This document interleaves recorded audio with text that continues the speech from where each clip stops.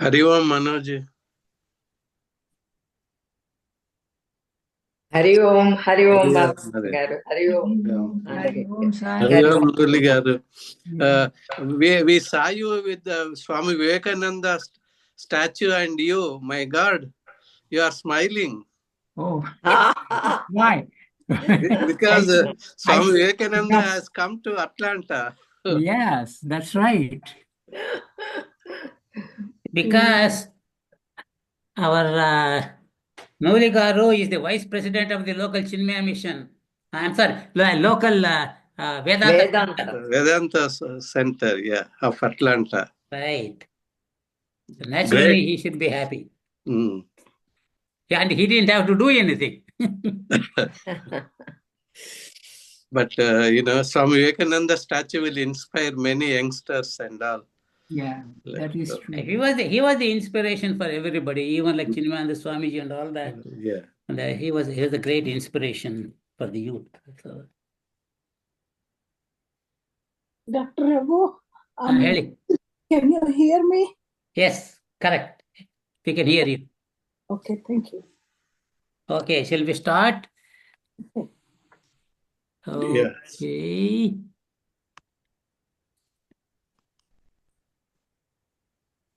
All ready. Go ahead.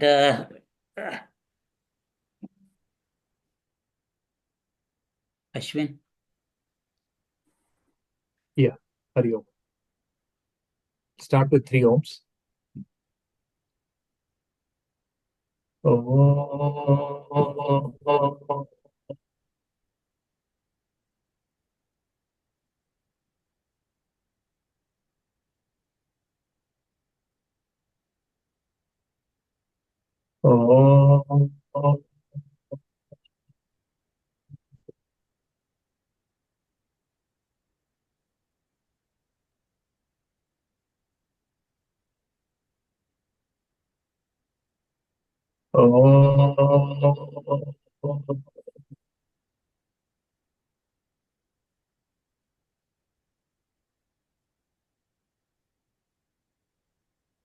Om Shri Ganeshaya Namaha. Om Shri Saraswatyay Namaha. Om Shri Gurubhyo Namaha. Samasta Jana Kalyane Niratam Karunamayam Namami Chinmayam Devam Sadgurum Brahma Vidvaram. Om Sahana Bhavatu Sahanau Bhunaktu Sahaviryam Karavavahe Tejasvinavadhitamastu ma Vidvashavahe. Om Shanti Shanti Shanti.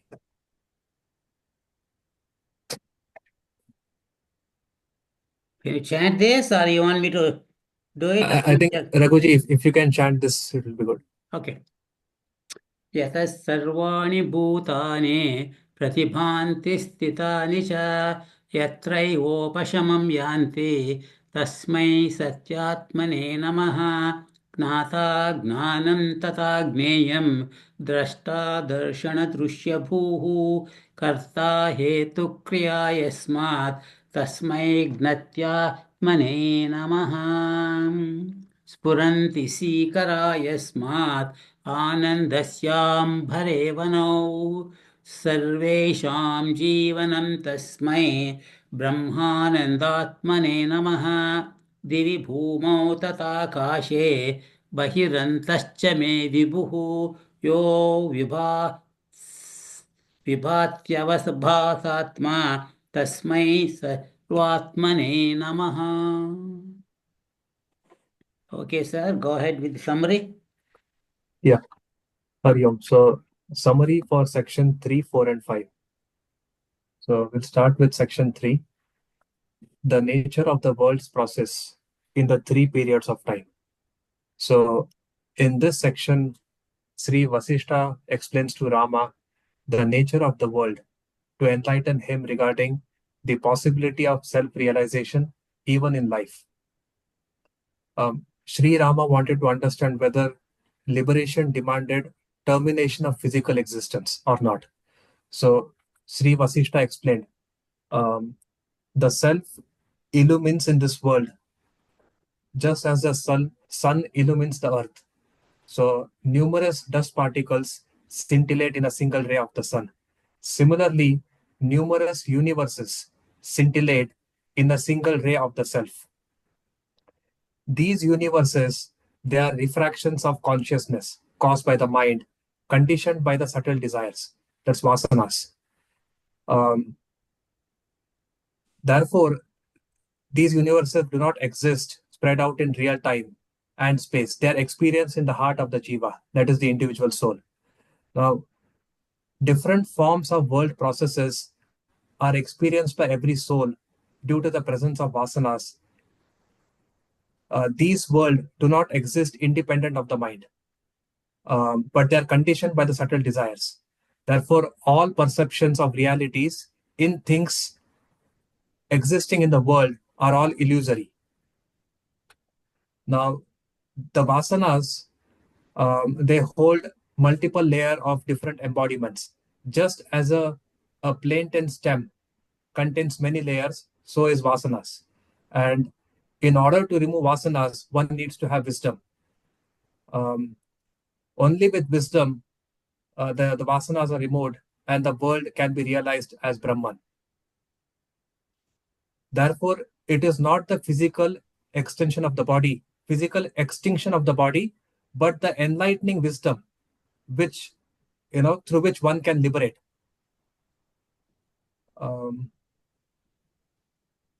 Ignorance causes fickleness and distraction in the mind.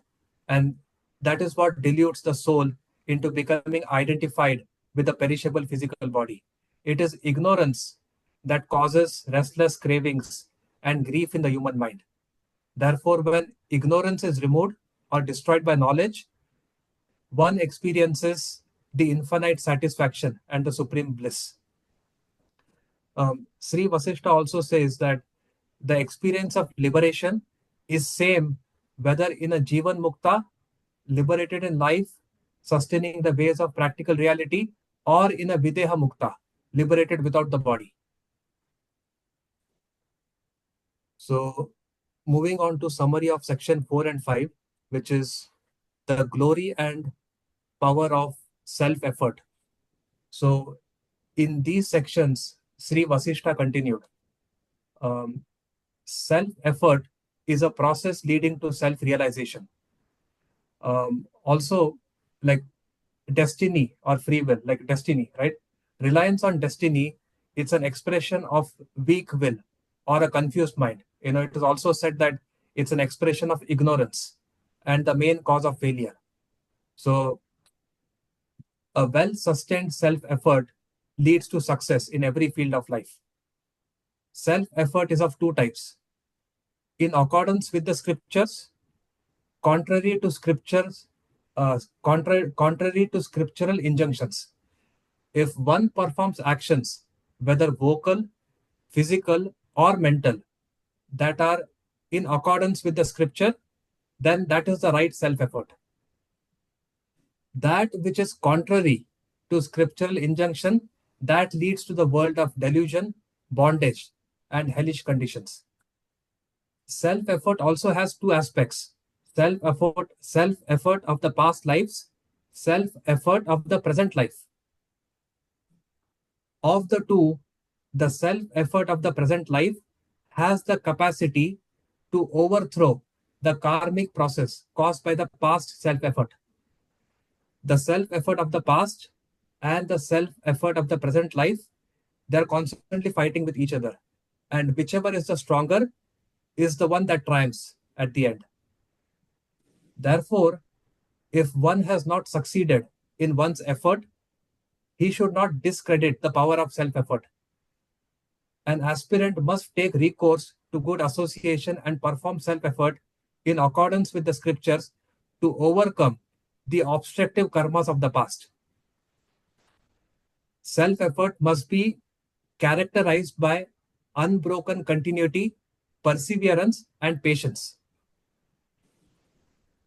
Through, through sustained self-effort, all the obstacles can be overcome. So there is a beautiful example given. Just as a lion emerges out of a cage by breaking it, similarly, one must also release oneself from the bondage of the worlds or the illusion, the maya of the world by the force of self-effort. Through self-effort, one must cultivate serenity, self-control, reflection, and meditation. Finally, self-effort that is governed by wisdom and the insight of the scriptures, it leads one to success and realize the true nature of the self. So that's it, Raghuji. Yeah. Some Good. Yeah. Hariom.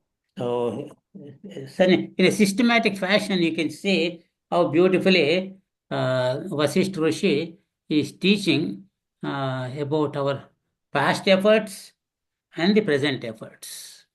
And if any negative past karmas can be overcome by positive self-effort. And the self-effort could be in the terms of for worldly goals or heavenly goals or for purity of the mind.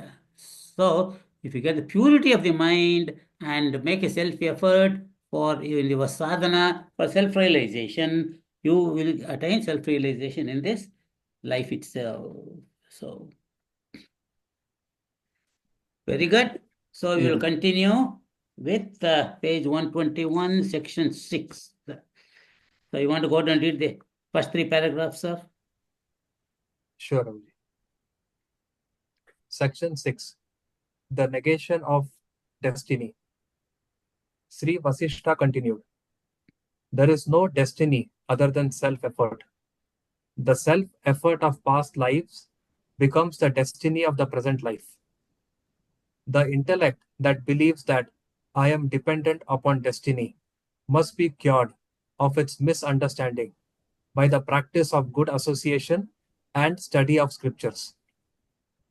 Every development in life is backed up by one's self-effort of the past. There is no basic difference between destiny and self-effort. Just as a person cries out in pain, so one cries out saying, "Alas, it is my destiny," merely for sentimental relief. From a rational point of view, each individual himself is the author of every condition that he encounters. Yeah. Comment? Yeah, so basically, all the life situations that we are facing in this present life, the prarabdha, it is because of the actions or the self-effort that we have put in the past lives, right? That's why the situations that we are facing today, it's because of that. Similarly, the situations that are coming because of prarabdha, how we react to them, right? The purushartha or the effort, that's going to determine the future, right? Like in whatever we are going to get in future, the prarabdha of the future lives, that's going to be dependent on the purushartha of this life.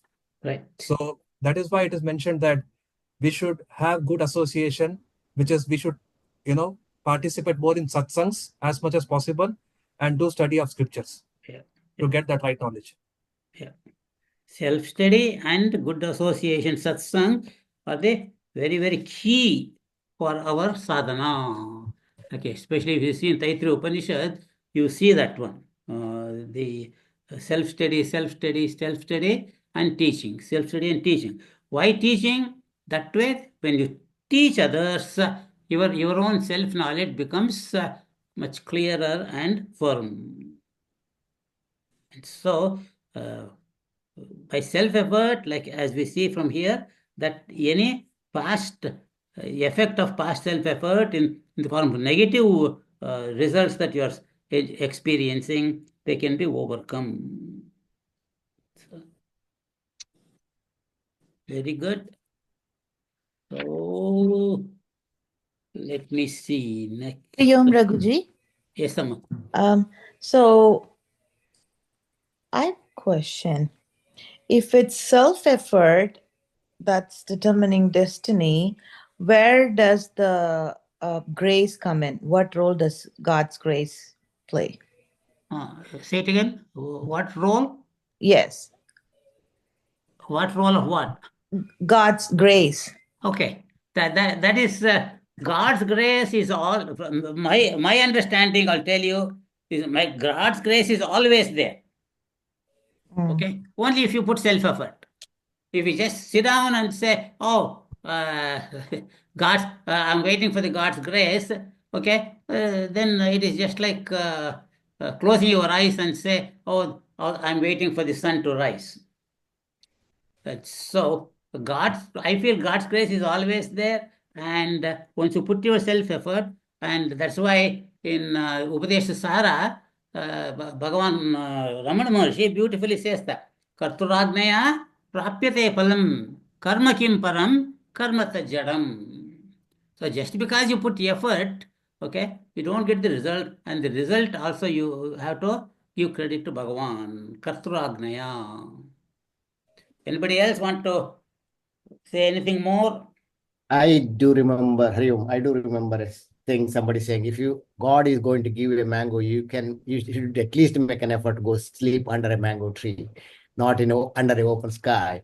And that's what God is going to give a mango, that's his grace, but you have to make a self-effort of going under the tree and of a mango tree and sleeping there at least. Yeah. Raghuji, actually, in the next page, as we are reading, actually it says that it is the self-effort that draws the grace of the God. Yeah, good. Very good. I forgotten. Thank you. Because in Tamil there's a saying, Avanarulale Avantal Vanangi. With his grace, you pray to him. And then there's also another saying where what is destined to happen will happen. So the best thing that can do is do nothing, like chumair. Summa hero means accept what happened. You don't put any effort. Yes. Okay. Anybody else? I don't know who is saying all that, but our scripture says like Yoga Vasista Sara Sangraha by Puja Guruji clearly says there are 4 graces that you always should have. Gods, gurus, shastras, and the last one is not last one, actually. He puts the first one as self-effort. And again, in one of the other ones also, he talks about those things in, I think, Advaita Makarandam. He says, Ishvara Krupa, Guru Krupa, and Shastra Krupa, and Self Krupa, Atma Krupa, he says. Yeah. Self-effort. So they talk about all these things in most of the scriptures. So I don't know, how can we sit there and say, what the Tamil saying you're saying? I don't know. Only the way that I can understand that Summa hero is don't complain. Okay. Well, I had done this one. Let me reap the the effect of this one. Okay. And if I am sick with cancer or whatever the kind of negative effects I get, well, let me go ahead and exhaust this the effect of my past karma, and so don't complain.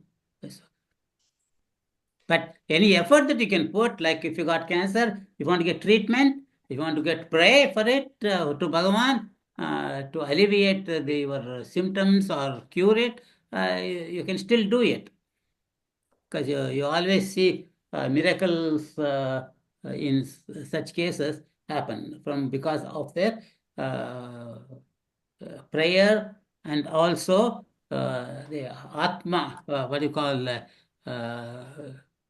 confidence in their own Atma that it can be cured, and they pray or do whatever the effort that they have put. So things do happen from self-effort. So actually, The one we just finished reading, actually, the first sentence itself, he says, there is no destiny other than self-effort. Yeah. Very good. Nulikar, you want to read, sir? Oh, okay. Just as a strong man can beat up a weak one, so a stronger form of self-effort will conquer the operations of the weaker self-effort. The evils of yesterday can be remedied by the good actions of today. There is no need to rely on destiny. In cases where one does not succeed in one's self-effort, one should not develop faith in destiny. One should rather realize that his past self-effort was more intense than the present self-effort.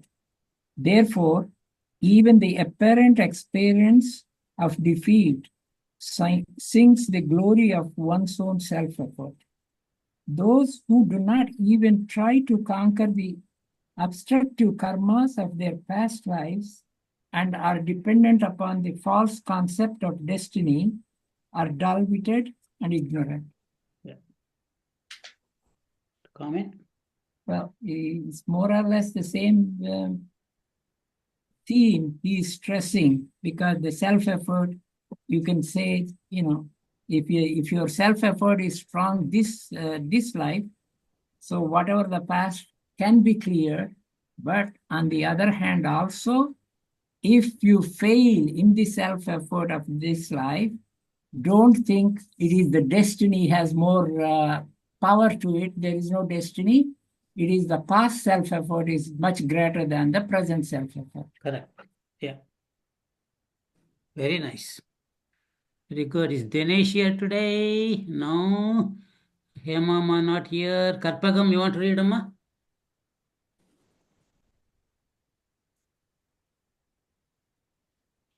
When a person is unable to succeed in a particular endeavor, he consoles himself by asserting the supremacy of destiny.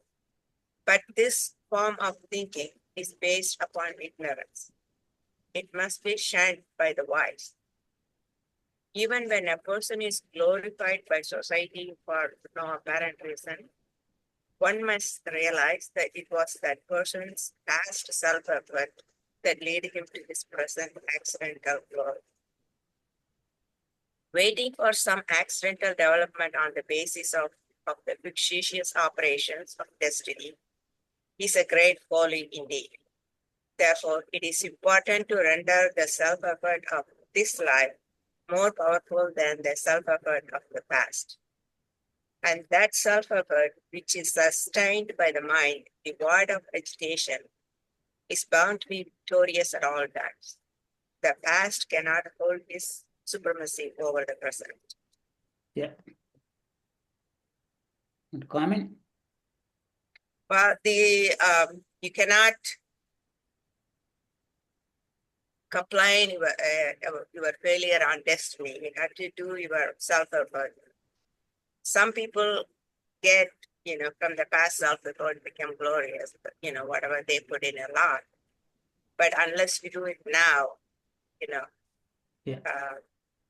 you do your self-effort, and then you have to put your mind, whatever that comes, I'll accept it. Right. I did my best. Right. That's the way I Yeah. Right.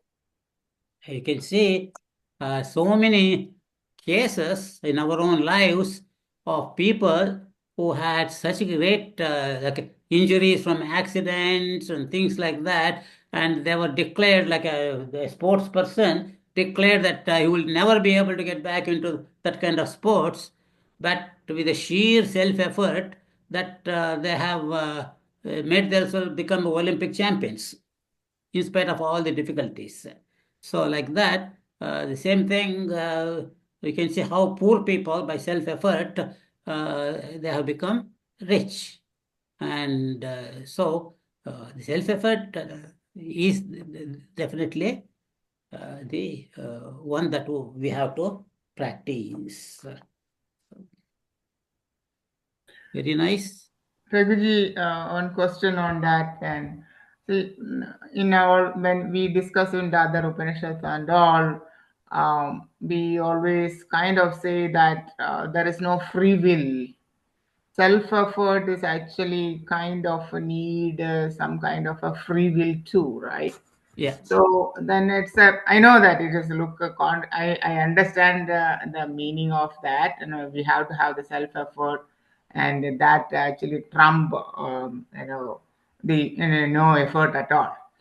But when we just merge with the other discussion, which in other classes, other Upanishads, which we talk about, there is no free will. Everything is actually Bhagavan's Maya. All are actually kind of an illusion, and you whatever is actually your prarabdha is actually going to dictate whatever we are actually going through.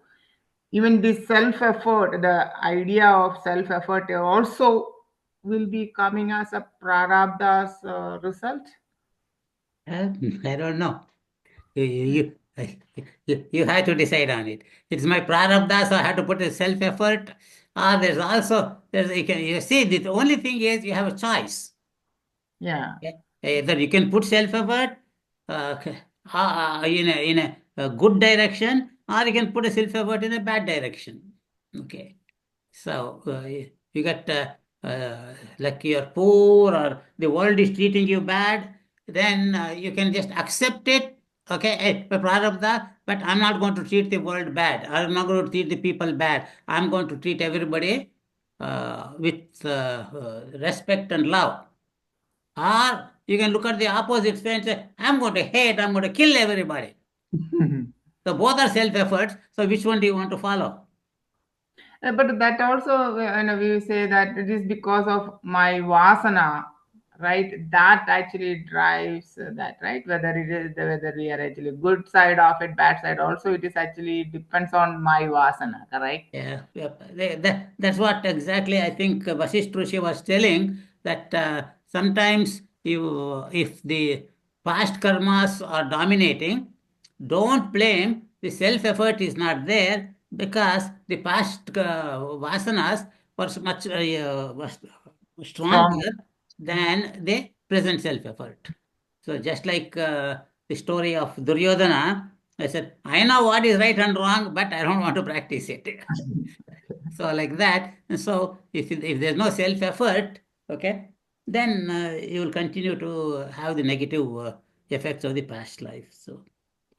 Good. Okay. Thank you, Ravi. Okay, Madhu is not here. Mano Naidu, you want to read, Amma?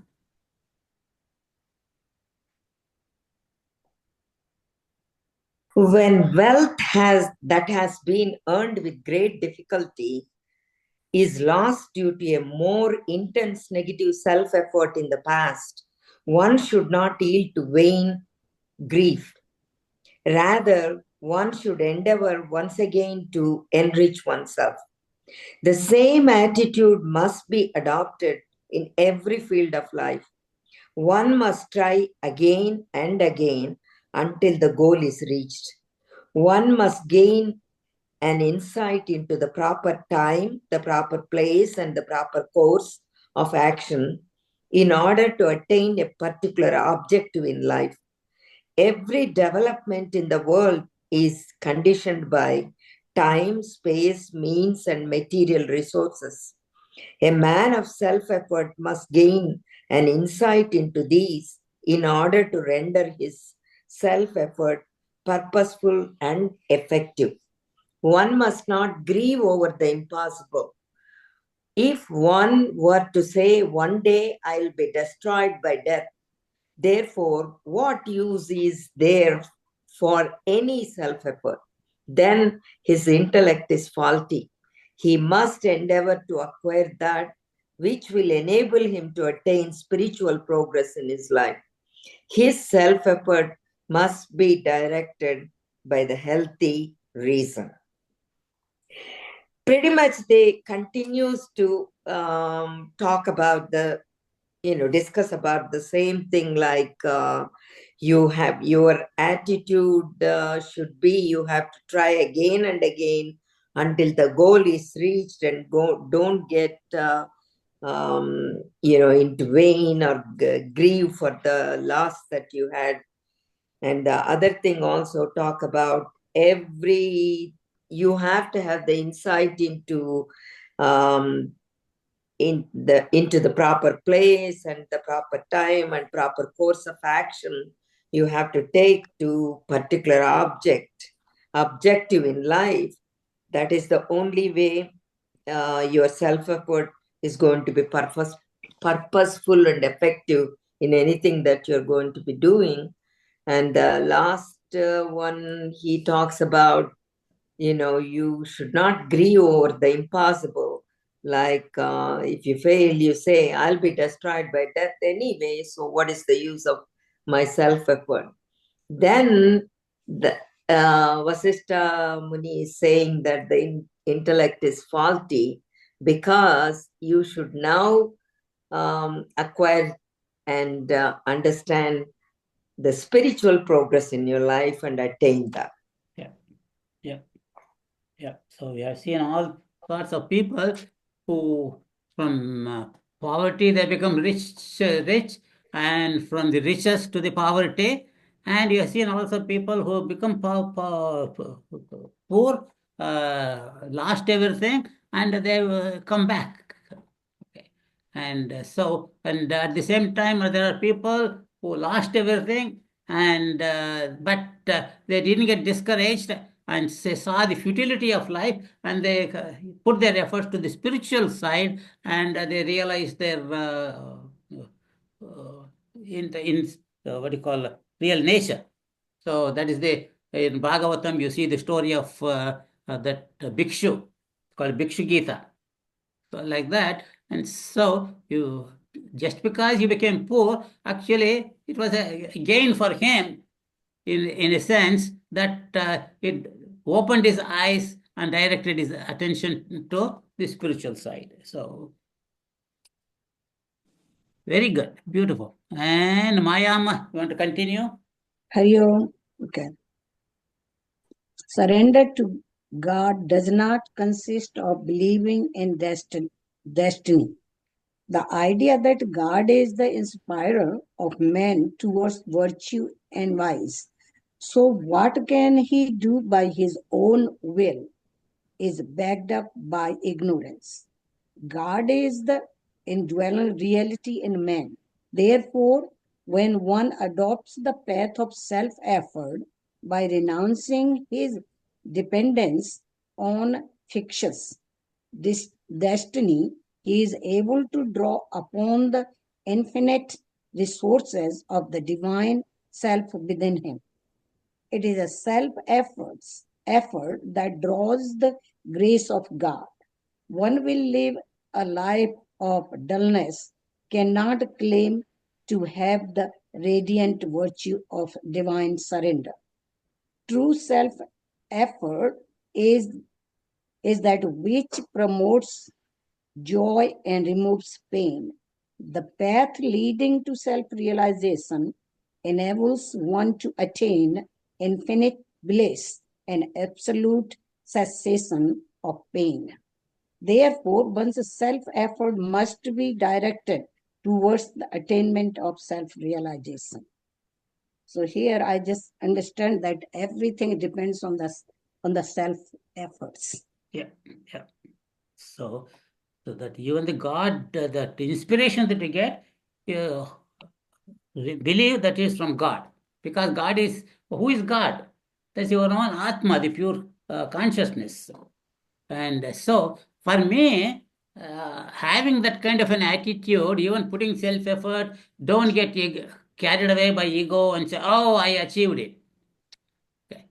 And you still believe in the grace of God. That way, your ego is kept under control, so that you will have humility. So just by humility doesn't mean don't achieve anything and just say, oh, my prarabdha. No, put all your self-effort, and at the same time do everything as an offering to Bhagavan. And then Bhagavan will grace you. So beautiful. Jansi Amma here today? No. Okay. And Nag, you want to read, sir? Hari Om, sir. Hari Om. All one's action must be directed towards the attainment of self-realization. In this movement, one should not allow his mind to be colored by the currents of attachment and hatred. A balanced mind with one-pointed vision towards the goal of self-realization is characteristic of true self-effort. The effects of yesterday are remedied. The defects of yesterday are remedied by the efforts of today. Sometimes the evils of yesterday are transformed into a process of goodness by one's self-effort of today. When a person develops aspiration for self-realization and therefore takes recourse to association with the wise sages, study of scriptures, and performance of good deed in order to better meditate upon the divine self, he is performing true self-effort. See, this one almost look like we can replace the word self-effort to karma. Previous self-effort is bad karma in the past. Self-effort of now is the karma we are doing now. So I think it is self-effort and karma are interchangeable. Yeah. So, most important thing is, like he says, having a balanced mind. So, don't go to the extremes of negativity or dullness, saying, oh, I'm surrendering myself to Bhagavan. Okay. So, surrender, but don't stop your self-effort. And so, like he says, study of the scriptures, he keep on stressing that one. And performance of good deeds, that is karma yoga. Okay. And so that way, and then your mind becomes pure, and then you have a better meditation when you get into meditation for self-realization. Yeah, I just have got a comment on that. You see, when I was actually going through this, and one of my priests, we were actually discussing about this jnanam, and then I was telling, why this is actually really good. Why we are actually not teaching to everyone, and why it is not spread to everyone. You know, it is actually helpful to everyone. And he said, Sudhir, you know, there are books and there are satsangs are there, yeah, and you know to read, right, and you can understand it, right. So then who is actually holding you not to go for it? That means he was actually pointing at you do your own effort to learn it, right? So that is, you know, that self effort is actually required for even for the jnanam, right? Without that you will not get it. Yeah, yeah. So you cannot force it on anybody. Okay, and it has to come from inside. And so unless you have your own desire inside to get better, and then you will not go to make progress. Very good. And Rakesh ji is here. Yeah, go ahead. Hari Om, everybody. The essence of self-effort lies in realizing the self from the illusions of egoistic vision and relieving it from the burden of karmas founded on ignorance. Destiny cannot obstruct the movement of an heroic aspirant who is determined to discover his own essential nature by proper self-effort. Having thus understood, one must endeavor to cure oneself of disease of the word process. The world abounds with numerous activities and it's natural to encounter success and failure at different occasions in one's life. One must not allow his mind to be tossed by attachment and hatred. He must continue to perform self-effort for crossing the ocean of word process. Continue the same thing about the self-effort and how important it is, because people talk about the destiny, all those, because you have to have self-effort. Unless you do self-effort, you'll be same where you are. And scriptures, the association, the vice person, because that's very important. Your company, because company make a lot of difference in your thinking, thought process, what talk you do, and you have to really self-effort and try to improve as much as you can. And all the things they are telling how to better, do better and better, and say They may be failure in the life, but they should not distract you, not create the attachment and hatred. You just cross over and try to continue self-effort to get to the goal. Yeah. So that self-effort in the right direction as per the scriptures. That too for spiritual growth, not for the material or heavenly goals. So very nice. Anybody want to add? Okay, Rani, I want to read. Sure, Rikuji. Finish the chapter. If such effort is in accordance with the scriptures, it is indeed the true form of purushartha, self-effort. That effort must be sustained in all conditions. This leads to the cessation of pain and attainment of supreme bliss. Physical activity must be directed towards the service of Guru and association with the sages. The intellect must be directed towards the removal of ignorance from the depths of one's heart. This is the true end of one's self effort. An advanced soul continues to maintain his self effort from one life to another. Due to his good karmas, a person enjoys celestial joys after his death. He is then born with a treasure of good karmas which enable him to advance rapidly on the path of spirituality. If we call this his destiny, we are not opposed to this. We oppose the mistaken notion of destiny, which is sustained by the ignorant in order to turn away from their self effort. When a person develops intense aspiration for purifying his chitta, heart, and endeavors to practice listening, reflection, and meditation under the guidance of his guru, he is performing the best form of self effort. He is bound to conquer destiny by developing the excellent qualities of serenity, self control, and spiritual aspiration.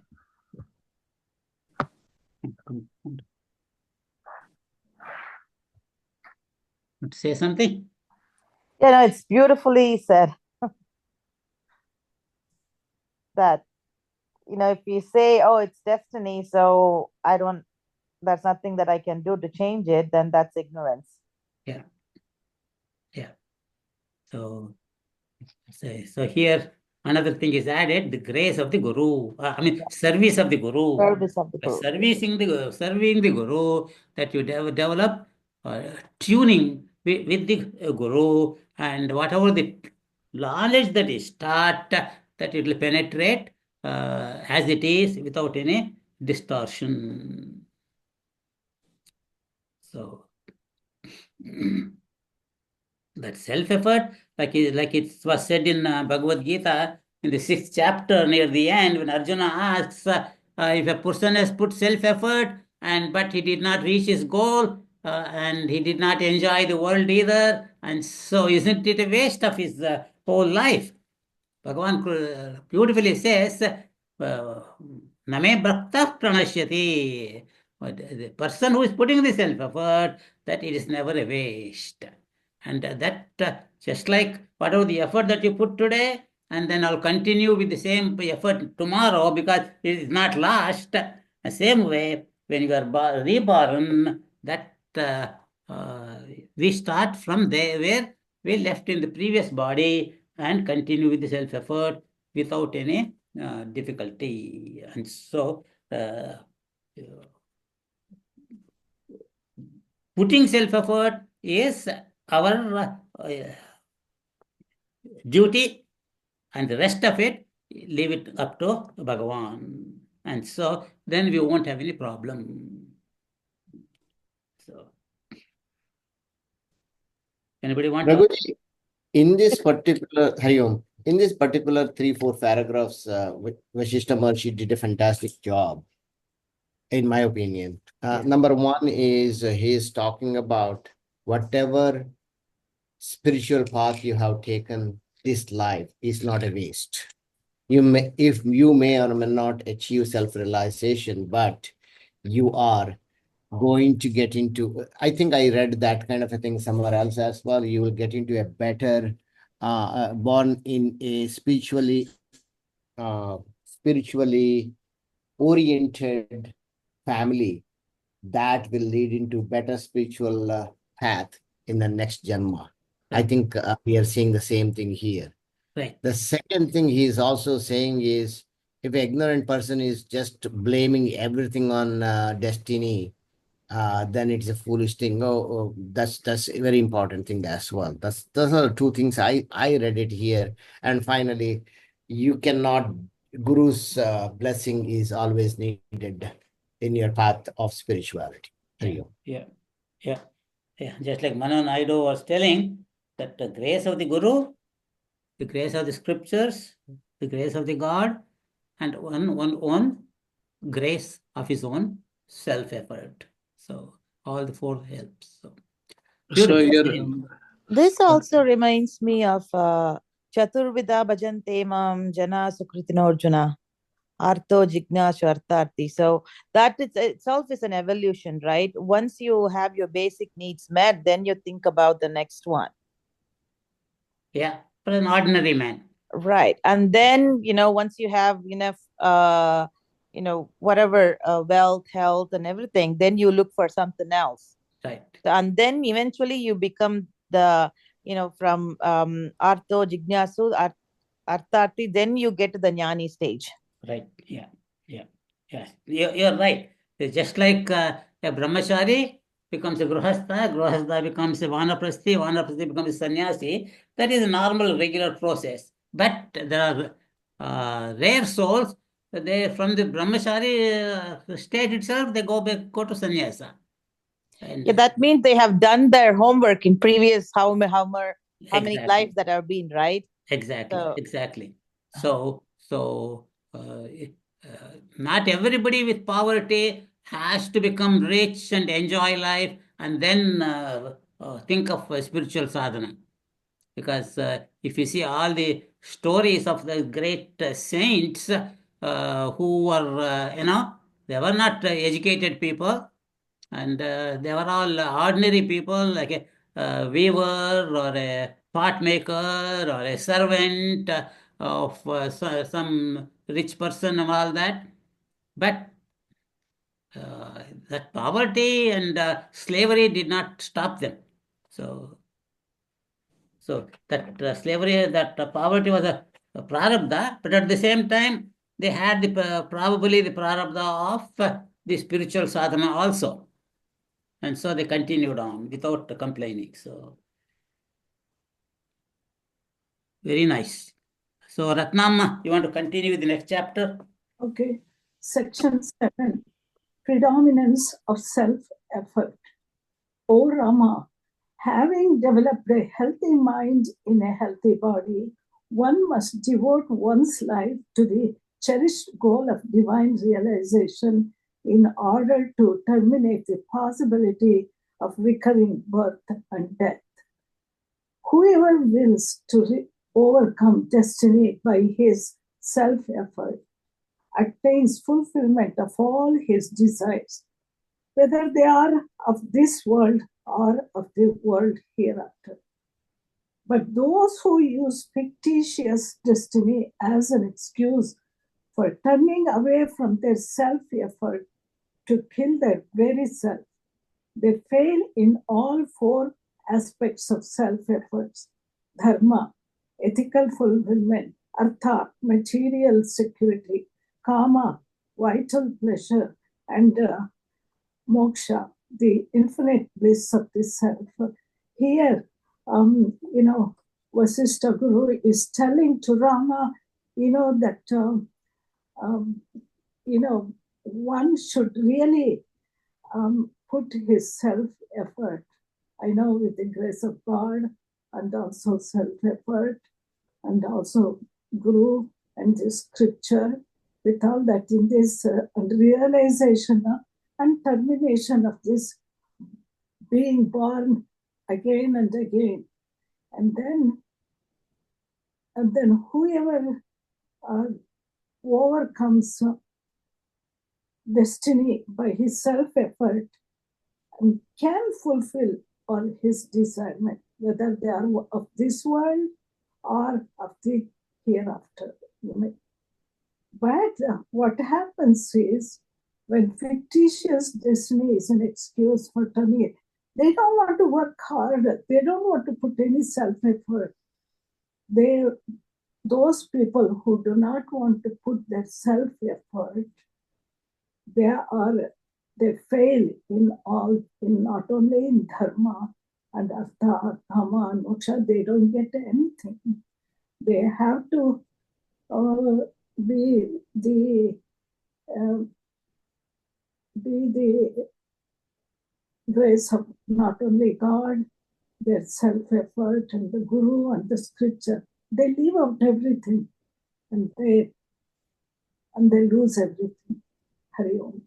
Very nice. Thank you, Amma.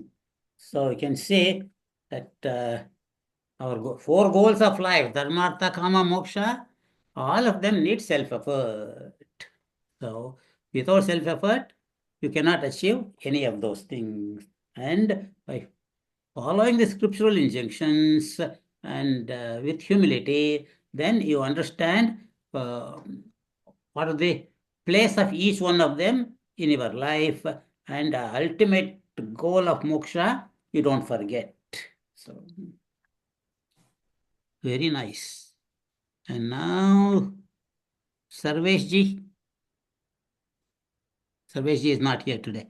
Okay, Shobhanama is here today. No, Shirishama not here. Sudhir ji, you want to read, sir?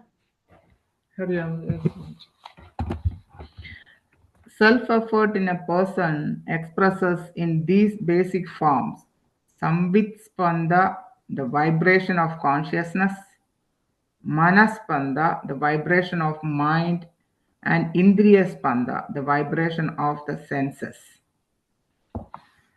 It is the vibration of consciousness that urges an aspirant to develop a strong resolve to attain self-realization.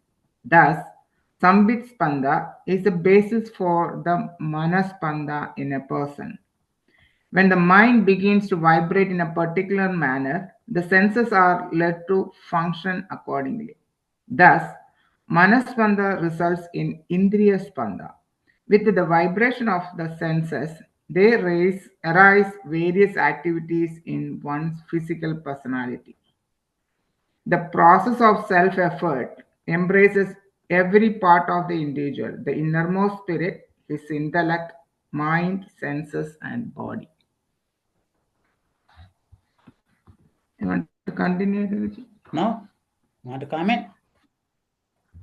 Yeah, I think it is actually kind of the and Guruji is actually giving the underlining process how it is actually happening.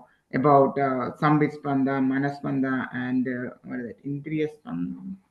The third one, Indriyaspanda. So it is actually kind of, it is all it is actually that is also from the consciousness, right? So there only that I think we always say that Bhagavan's grace actually developing a strong resolve to attain self-realization. There also the Bhagavan actually, I think, say giving a putting you into a fork, saying that hey, you have to go for a self-realization. Then it actually gives you the initiation probably. Then then that actually changing the Manaspanda. Then mind actually begins in vibrate in a particular manner. Then accordingly, our senses also will be led by that. So I don't know, when in that particular that is a process actually. And but then where actually people actually miss it, that is actually a question, right? So even though some people actually just get directed to it, and some still they are actually not going through it, and that is actually where this self effort actually coming into the picture from. Yeah. The self-effort here beautifully Vashishta Rishi has divided, what you call, dissected the whole process into the different levels, starting from the highest up to the external, the body and the senses. So And so without that vibration from the top, none of the other things can happen. And so you should have that purity and continue to put the self-effort in your, if your thoughts are pure, then everything, our actions naturally and the speech will be pure. So Raghuji, can we? I just wanted to.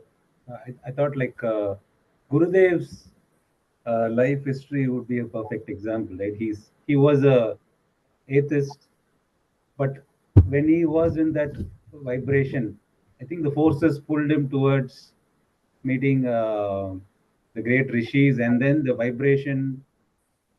I think he's a chosen one, but could that be a good example here, Raghuji? He's on the right. I don't know. I have to think about it.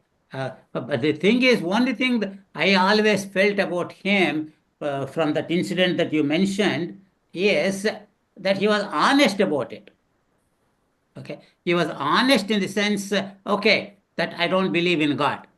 Okay, and all these people in the name of God are fooling the people. So I want to find the truth about them and expose them.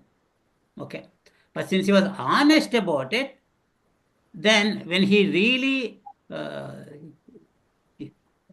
came in contact with those people, and then naturally he realized, hey, there is something here.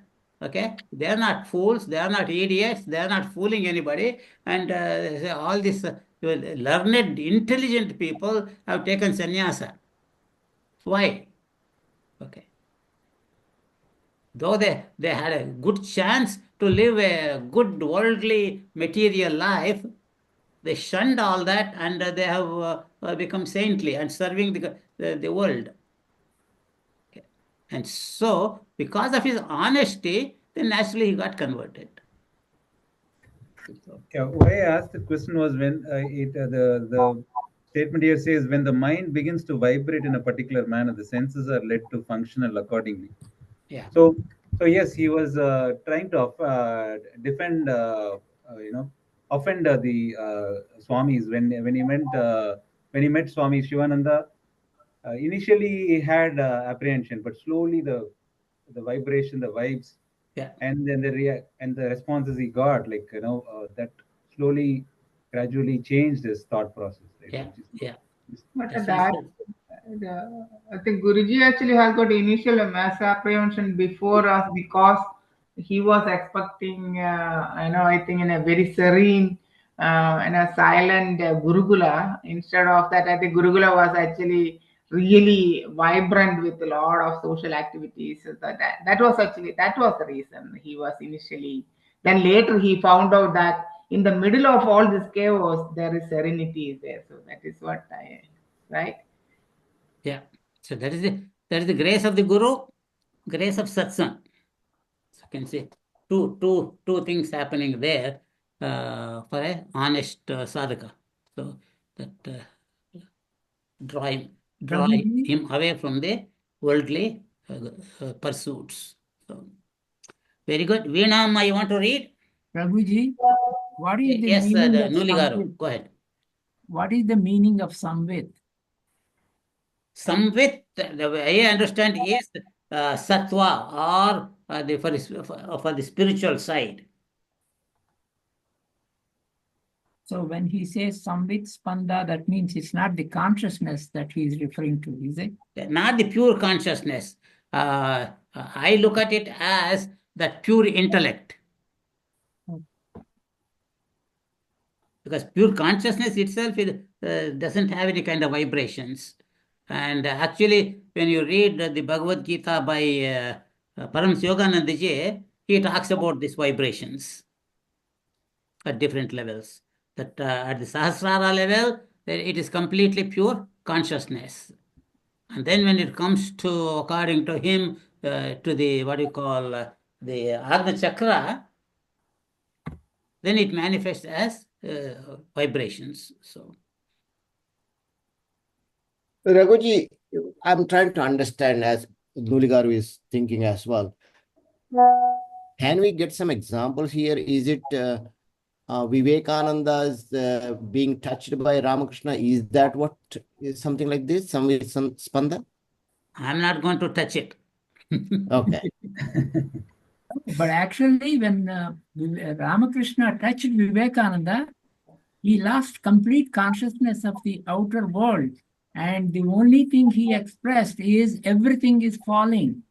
Everything is becoming, like a whirlpool. Everything is falling, the whole world. That's why he said, am I going to die?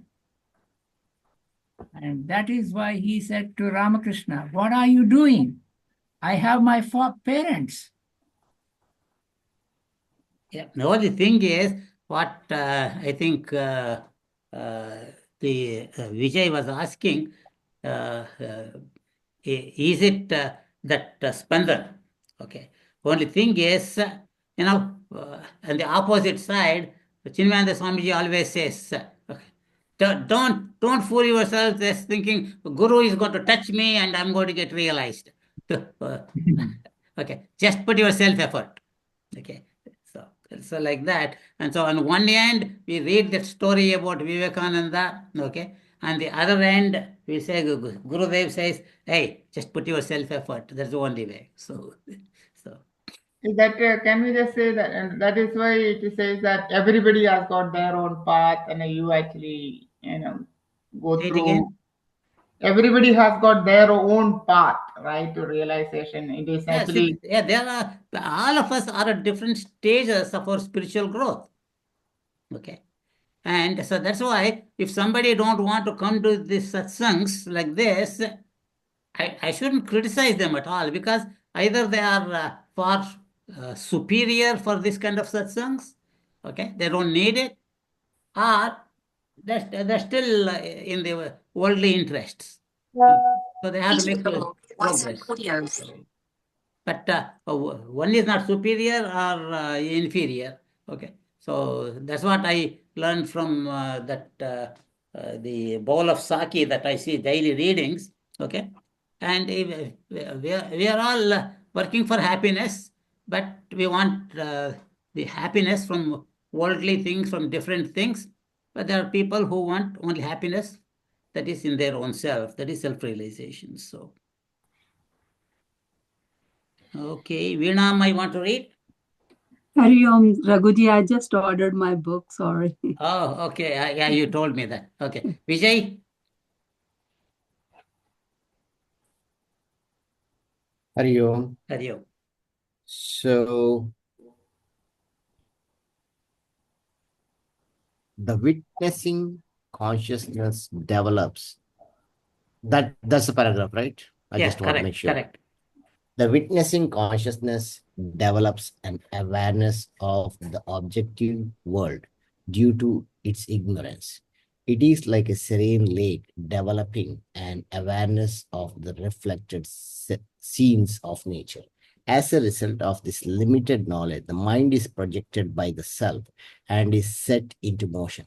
Mental vibration are accompanied by the vibration of the senses. The mind is an extension of the consciousness, okay? The senses are an extension of the mind, okay? The world is an extension of the senses. The underlying theme is one's self-effort is to realize the essential glory of the self untainted by the reflections of the world process. The mental aspect of self-effort predominates during the meditation. While chanting mantras and offering praises to the deity, vocal effort gains predominance over other forms of effort. During the travel, physical efforts gain supremacy over mental and vocal efforts. Thus, a man led to success by adopting different form of self-effort. Destiny is nothing but a myth. Comment? Yeah, I think here you remember in one of the Upanishads, I don't remember, it is Narada is talking to Sutamuni or somebody. Is which Upanishad is that? Narada Guruji is the student and Sanat Kumara is the teacher. Sanat Kumar, you are right. What is That that? is in the Chandogya Upanishad, chapter Chandogya 7. Upanishad, chapter 7. So here, there he keeps saying that, okay, I know everything, okay, I know these are all the things I know, but I still don't know what is the consciousness is all self-realization and all the stuff. Then he keeps saying that, okay, body, mind, and other things. So here, I'm seeing similar kind of a thinking is the mind is extension of the consciousness, and he was going from body to things to mind and things of that kind, and everything is he himself negates, or Sanat Kumar is negates that one. Here, I see that the reverse situation is happening. Consciousness is somehow connected to mind is connected to the senses is connected to the world. So Correct. it's a pretty good way of thinking about Beautiful. that. I'm glad you remember that. Good. Yeah. Yeah. And the second portion of it is talks about the self-effort into different angles or different organs of the body, where you can say that, okay, athlete goes ahead and puts a self-effort in swimming, in the case of Michael, whatever his last name, I forgot, or any sprint people. Michael And yes, thank you. And Phelps, yes. So that's what I'm seeing here is a self-effort. So this is a good example where Anjaneyulu is talking about that particular Swami who is gave a witness for Ramajanmabhoomi things, who became blind. He had a strong mind and strong memory power, and he projected that memory power to listen. He has got a good memory power as well as a listening power. So he started projecting that one, putting self-effort into that one, and finally able to listen to all these things and able to remember and recite, as well as make best out of it. Not only he recited, he did manana and nididhyasana as well. So this is what is beautifully explained by Vashista Maharshi to Sriram. Yeah, yeah. So there's just I want to talk about that Swami, like you are talking about, that being blind, that he received so many gold medals, all the gold medals he got in that graduation. And so I think it was Indira Gandhi who was giving it, not Indira Gandhi. Yeah, Indira Gandhi was giving all the things. And so she offered him, you are such a great person, I want to send you to America to get your eyes treated and see if you can get eyesight. And his reply was, what is there for me to see? So once you become self-realized, okay, do I really want to see the world? I don't want anything. So the same way that when a blind person, okay, then he uses that that actually weakness as an asset and turns inwards, okay, and then he realizes, and then even if Bhagavan is ready to give him the eyesight, I said no, I don't want it, because I can see you here. I can see you in my mind, and I don't need to see you through my gross eyes. So like that. Yeah, Raghuji, I actually when I was in high school, I used few friends are actually used to be blind. They used to say the same class and all. Then I used to be very curious on it, and then how they actually have got a good memory and all. Then the one, his name was Francis. He used to say that, Sudhir, I will not be get distracted by eyes, but you guys actually have. You guys actually seeing a lot of things, and so I'm able to put more my energy towards my ear, and that actually, so there is no much distraction.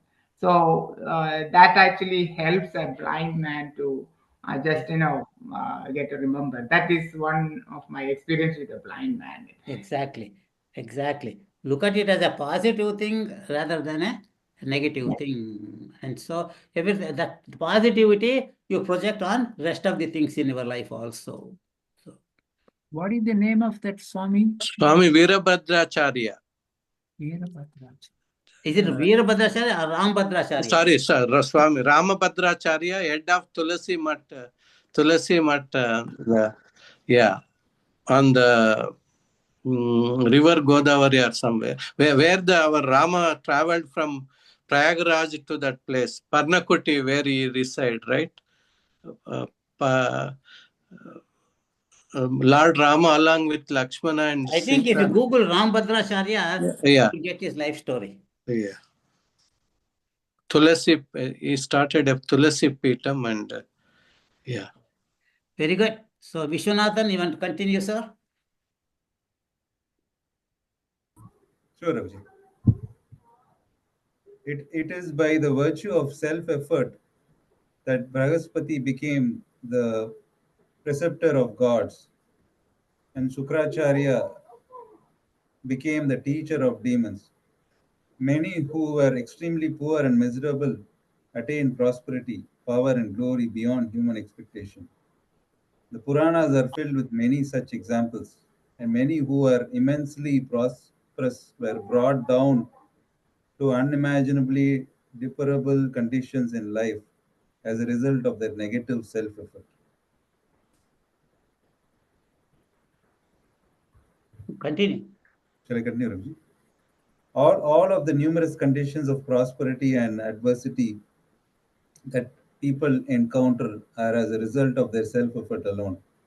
Study of the scriptures, receiving instructions from a guru, and practicing meditation on the self, all these are expressions of one's own self-effort. Without these, one cannot attain self-realization. Comment? Yeah, I think Gurudev is. It's more self-explanatory. Right. I think we discussed, a few minutes back about how you mentioned Gurudev was saying it is ultimately through the self-effort. And, right. But one thing that comes to my mind is about Bhagavan Rama's in his own life. Like he was the Almighty. He was born as took this avatar, and he had to go do this. He had to make this voyage to bring back Sita Devi. He could have done it in one shot, right? Like, but he had to, go through this whole process of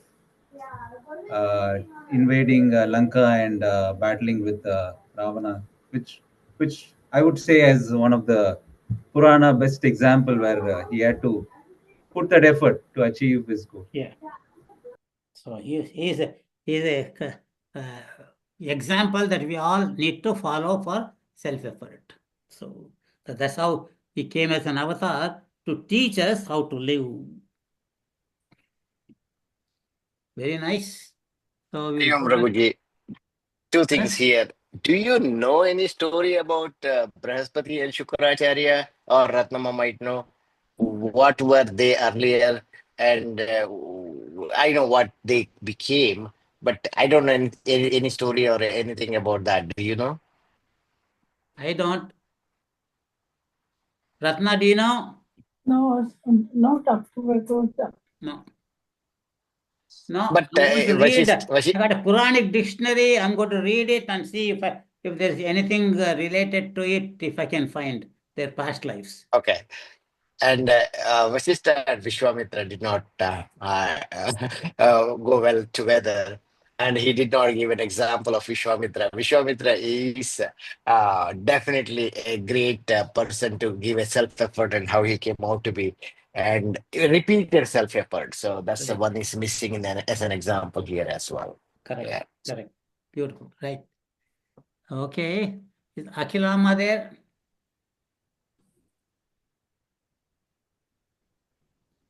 She just stepped out, Raghuji. Okay. And then we go to Anjaneyulu then. Hari Om to all. Hari Om.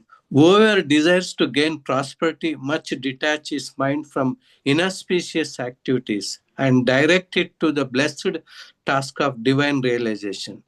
This is the sum and substance of all scriptural teachings.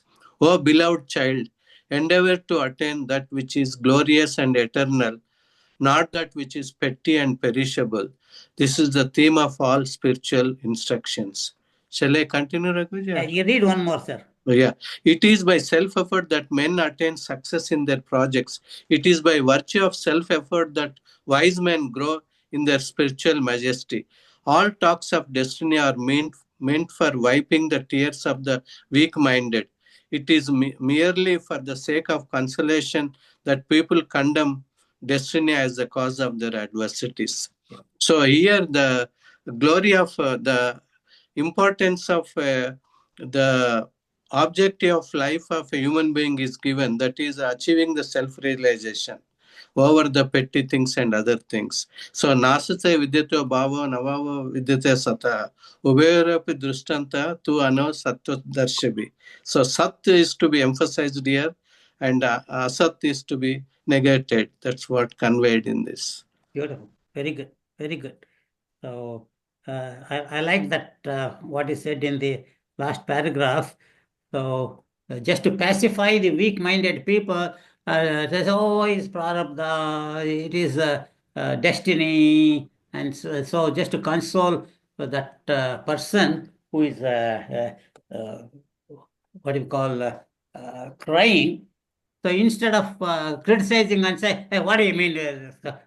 You didn't do your work properly, so it happened," and so he's already crying, and now you want to make it worse. So, for as a diplomacy, right at that moment, we all do that. Say, yes, it is destiny or the prarabdha, or so. Just accept it. So, to pray to Bhagavan. So instead of getting angry, at least you blame it on destiny. So very good. And Ashwin, you want to continue and finish that chapter? Yeah, Hari Om. Everything is achieved in this world as a result of self effort. It is by self effort that one eats his food. It is by self effort that one goes to a particular destination. Wise men were able to cross over raging oceans of adversities by their self effort. By taking recourse to good association, one becomes inclined to the study of scriptures. By study of scriptures, the intellect becomes subtle and purified. By the practice of spiritual knowledge and by the service of one's preceptor, one develops spiritual understanding. With the increase of spiritual understanding, bodha, one becomes more devoted to one's preceptor as well as to the scriptures. This leads to one's ascent on the ladder of spiritual wisdom. This is the brief plan of that self effort which leads to self realization. So this second paragraph beautifully summarizes, how you go from, putting the self effort with starts with good association, and then it just beautifully connects one after the another. Yeah. So good association leads to study of scriptures. Study of scripture leads to, purification of mind. Purification of mind leads to, knowledge, wisdom, and then eventually, the goal is self-realization. It leads to self-realization. Yeah. One more point, Raghuji, is the two examples that we discussed previously. One that Vijay ji said, right? By the grace of God, there is a mango, but you still have to go under the mango tree. You have to put that effort. Yeah. That's what is conveyed in the first paragraph, that it is by self-effort that one eats his food. So you still have to put your effort to go there. Correct. Sorry. Yeah. That's most important. Then one have to realize that I have to do my share and leave the rest to Bhagavan. Don't complain. And but do put your effort, and that way you'll make steady progress, like it says in the second chapter. Good association and serving the Guru. And then Guru will start teaching you based on your own intellectual state. And as you make progress, then you will continue to make effort, put your effort more and more and more, because you yourself will see the benefits that you have gained And when your purity of the mind has come, naturally, your understanding becomes more, and your enthusiasm for that effort becomes higher and higher and higher. So just like a bell curve in a statistics, your effort in the beginning might be slow, but it picks up and you reach the goal. So don't ever give up. Don't ever stop. Very good. So we got 10, 11 more minutes. So we got 2 pages in the next chapter. Let us see if we can read it. But if we cannot, we'll stop in the halfway. And Nuligar, you want to continue, sir? Okay. Hari Om. Section 8. The illusion of destiny. O Rama, out of ignorance, people talk of destiny. Like every other type of false knowledge, destiny has no form, no activity, no definite size or shape. The mind creates a pattern of causation in the environment of ignorance. It develops the idea that I am reaping the results of karma that I sowed during my past days. Such expressions are sustained by mere words without the basis of a practical reality. An insight into the law of karma must enable one to discover the innate freedom of the soul to overcome all conditioning circumstances and obstructing conditions. But when one seeks consolation by asserting the law of karma, he is resigning to a process of inertia. Amen. Well, this is exactly what he's talking about. There is no karma. As long as if you have the self-effort and the destiny, it's only, the people who stay under the umbrella of karma is only because of their inertia. Yeah. Yeah, it's just action and reaction, action and reaction, action and reaction. That is happening. And so if you look at the past, then you say, oh, and see the effect of the past, then you see what do you call the destiny. But it's really not destiny. And then you continue to put your effort, and then you continue to do the sadhana, either negative or positive. If you put positive, you continue to make progress. So the last paragraph is actually the Swamiji's commentary, because it is in italics, and is showing the law of karma must enable one to discover the innate freedom of the soul to overcome all conditionings. Very nice. And Karpagam, you want to read, Amma?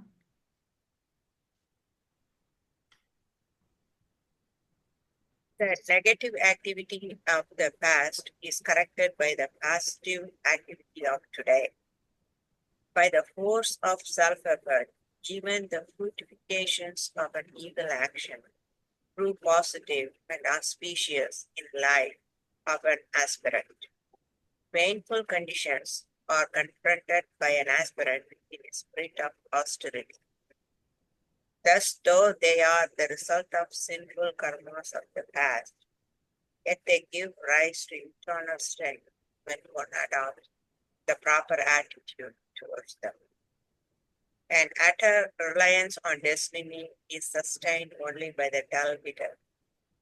If such a reliance has any validity, then such people should jump into the blazing fire with the conviction that unless destined, fire cannot burn them. Want to comment? Well, it said the negative activity of the past will be corrected if you do positive today. So you shouldn't, you shouldn't be always blame it on the karma or destiny. Just put yourself effort and go on. Even the negative things, you can turn it into a positive thing. That whatever that difficulties that you had were actually stimulating for you to jump ahead in your sadhana. Don't look at whatever the handicaps you have as handicaps. but look at them as opportunities for growth. So, very good. And Mano Naidu, you want to read them? If one holds the false doctrine of absolute predestination, there should be no need for him to perform any action at all. He should not even engage himself in the actions such as bathing, sitting, walking, talking, eating, giving in charity, and the like. There should be no need for spiritual teachings. But such a philosophy can be maintained only by the dead. It is impossible for the living to stop activity even for a second. Whether a child or a learned scholar, all use their mind, intellect, senses, and body in order to attain whatever they desire. It is impossible to stop activity in the name of destiny. The dull-witted have created an illusory concept of destiny in their minds. Whoever depends upon destiny and does not take recourse to self-effort goes to his own destruction. But wise men attain the fulfillment of their desires and the goal of their life by taking recourse to self-effort alone. Yeah. Pretty much it is talking about, self-effort has to be there for you to become successful in whatever you're going to be doing, and depending on the destination. I mean, destiny, the first one talks about, you take that doctrine of absolute predestination and don't do anything at all, like bathing, sitting, walking, talking, eating, and all that. You cannot,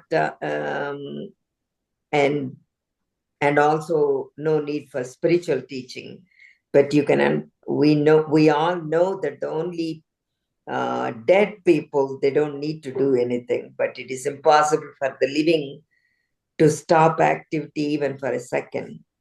And from the child to learned scholar, we all need to use the mind, intellect, senses, and the body in order to attain whatever we desire. So it's impossible to stop the activity in the name of destiny. And the last one pretty much talks about, if you, it is really illusory concept of destiny in our minds, then self-effort, if you don't take this recourse of self-effort, whatever your own destiny and your own destruction you're doing, thinking about, it is destiny for you, for whatever you do. Yeah. So the life stories of various disabled people is a beautiful example for the self-effort. So even the people who are poor, they can say, hey, I don't want to remain like this poor, and or they say, I don't want my child to be poor, and they put self-effort to get the child educated and make the child progress. But in a rich family, okay, instead of taking advantage of the all the comforts and all that and make progress, one can be lulled into worldly pleasures and suffer. So you can see in our own lives, what is said here, that self-effort is important if you want to make progress in life. So very nice. So Maya, you want to finish? Yeah, Hariom. Hariom. Is it possible for a true hero to wait for destiny in order to perform his efforts? Even those who have been prophesied to live long by astrologers cannot survive if they are slain by a sharp sword. And those who are supposed to become great scholars do not become so without taking recourse to study and other efforts. The ancient Puranas are replete with examples of the glory of self-efforts. This says Vishwamitra attained Brahmanhood by his immense self-effort. Even the demons were able to overpower the gods by their self-effort alone. And in their turn, the god defeated the demons by their self-effort. Therefore, Sri Rama, do not become deluded by the illusion of destiny. Take recourse to the best form of self-effort and attain self-realization. So as again, is if you don't do the self-effort, you cannot, become anything or do anything actually. That's what I understood for the whole this discussion or reading. And he's giving the example that Vishwamitra become Brahmanhood by effort. He was Kshatriyas. So and then same thing, the demons conquered over the devas, or by the effort, and then they was gained back their power with their efforts. So that's what he's saying. Therefore, Sri Rama, you do not become deluded, and that's the lesson for all of us too. We should not be becoming deluded that God or our Guru will touch us and we will get all kind of knowledge. I guess we have to make an effort for everything. Hari Om. Yeah, coming to Vishwamitra Raghuji, it is interesting. He creates even Trishanku Swarga. Right. Yeah. That way, he exhausts all these punya karmas that he had accumulated, and then he had to continue to put effort again. So that's why don't get carried away with jealousy. Don't get carried away by competition. And so have that humility. So very nice. Beautiful satsang. So we will not have a class satsang next week, since Swami Shantanandaji will be here. Let us all take advantage of Shantanandaji's visit and have the whole Bhagavad Saptaha and learn about the whole 18 chapters in 1 week. Okay, so Swamiji will be here, and if anybody want to give any bhiksha to Swamiji, talk to Geeta, she can direct you to what is her name? Sri Devi Vailapalli. And if you want to come in the mornings for the satsang, please, for the puja and chanting of the Bhagavad Gita, please make an effort to come in the mornings also. Okay? And then we will meet again in 2 weeks. Om Sarve Bhavantu Sukhinah, Sarve Santu Niramayah, Sarve Bhadrani Pashyantu, Ma Kaschid Dukkha Bhavet. Om Purnamada Purnamidam Purnat Purnamudachyate Purnasya Purnamadaya Purnameva Vashishyate. Om Shanti Shanti Shanti. Hari Om Shri Gurubhyo Namaha. Hari Om. Hari Om. Hari Om. Hari Om. Rakesh ji, are you planning to come and stay here and attend the whole yagna? You are muted. I can't hear you.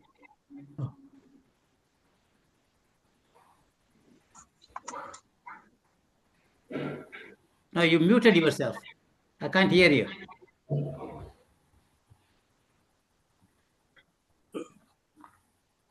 Are you talking? No? Okay, I'll call you on the phone. Hari Om. Hari Om, sir. Hari Om. Hari Om. Hari Om. Hari Om.